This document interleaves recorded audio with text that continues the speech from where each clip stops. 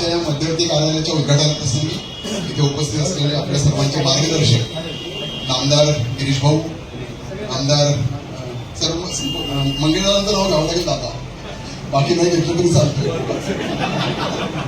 मंगेशदादा, ताई, दिलीप भाऊ, सन्माननीय व्यासपीठ 3 तासापासून आमच्या सर्वांची व्यासपीठाची वाट बघत असलेले सर्व सन्माननीय पदाधिकारी, सर्वप्रथम आपल्या सर्वांना दिवाळीच्या आणि पाडव्याच्या खूप साऱ्या शुभेच्छा देतो. खरं तर भाऊंना आठवतं की मला माहित नाही, भाऊ 2021 साली माझ्या वाढदिवसाला म्हणजे 15 नोव्हेंबरला दिवाळीचाच काळ होता. त्यावेळेस तुम्ही पाचोराच्या म्हणजे मी जेव्हा अटल भारतीय जनता पार्टी कार्यालय केलं होतं आणि तेव्हा त्याचं उद्घाटनाला भाऊ आलेले होते.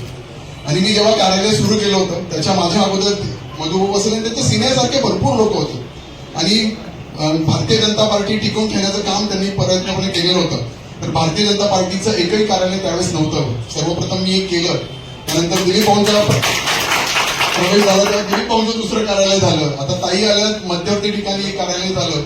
आणि खरंच ताई त्यांच्या भाषणामध्ये बोलल्यात की कार्यालय असेल, मध्यवर्ती ठिकाणी असेल तर सर्व ठिकाणी पदाधिकारी असतील, इथले सगळे नागरिक असतील तर त्यांचं काम सोडवण्याचं काम या निमित्ताने होत असतं.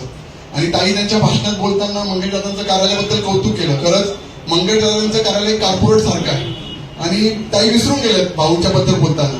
पण भाऊ चालतं बोलतं कार्यालय, म्हणजे मंगेशदादा तिथून काम करतात तर भाऊने त्याच्या बसले असले एखादा लगेच पटकन सही करून दिली आणि काम करून दिलं.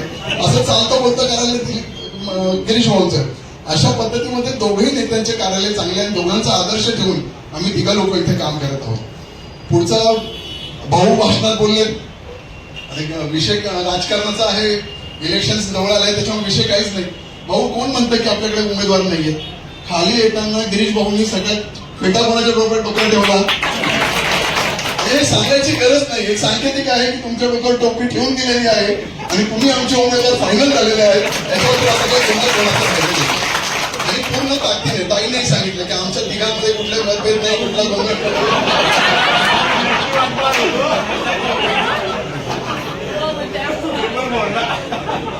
आणि आम्ही तिघाही एका पद्धतीत एका ताकदीने इथे उभा राहिलेलो. भाऊ मला म्हणाले तू उत्तर देच. पहिलं 2019 साली इलेक्शन झाले, भाऊ इथे आहेत आणि ज्यावेळेस भाऊ त्या कार्यालयाचं उद्घाटन करायला आलेले होते ना मात्र 1589 मतांनी म्हणजे 800,000 मतांचा फरक माझा आणि आमदार साहेबांमध्ये राहिला. आणि त्यावेळेस मी पडलो, त्यावेळेस अपक्ष इलेक्शन लढलेलं होतं. त्यावेळेस झुम्मे मी बीजेपी मध्ये प्रवेश केलेला होता. मी इलेक्शन लढणार हे काळ्या दगडावरची रेख होती, काही विषय नव्हता. भाऊ जो माणूस 800,000 मतांनी पडतो तो लढू थांबू शकतो का? कधीच थांबू शकत नाही. आणि जर कधी भारतीय जनता पार्टीने आणि युतीने त्यांनी आपलं काम प्रामाणिकपणे काम जर केलं नसतं तर आजही हे आमदार यांना आमदारपद मिळालं नसतं. इथे बसलेले सगळे प्रामाणिक लोक, मला माहितीये, मी प्रामाणिकपणे सांगतो भाऊ, इथे बसलेल्या सगळ्या लोकांनी आमदारांचं युती धर्म म्हणून काम केलं. गिरीश भाऊ त्यांच्याकरता सभेला आलेले होते, गिरीश भाऊ त्यांचा फॉर्म भरायला आले होते, मंगेशदादा तिथे होते. म्हणजे ही सगळी लोक तुमच्याबरोबर होती आणि तुम्ही मला म्हणायचं आणि आम्हाला म्हणायचं किंवा अमोल शिंदेला रसद पुरवली.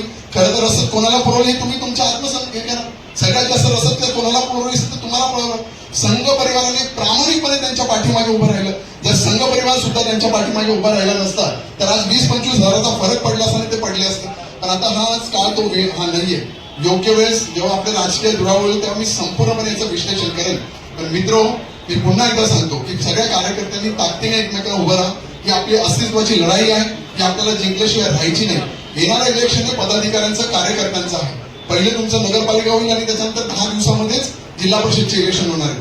आणि मी बोलतो आम्ही सगळ्यांनी तिघांनी एक निष्ठेने आम्ही तुमच्या बरोबर उभं राहणार आहे. आम्हाला माहिती आता नेत्यांचं इलेक्शन नाही, हे कार्यकर्त्यांचं इलेक्शन आहे. आणि साम दाम दंड भेद या पद्धतीमध्ये आम्ही तिघही असलेल्या सगळ्या कार्यकर्त्यांच्या पाठीमागे उभं राहू. त्या निमित्ताने जय हिंद, जय महाराष्ट्र. धन्यवाद भाऊ. मी आदरणीय मंगेशदादा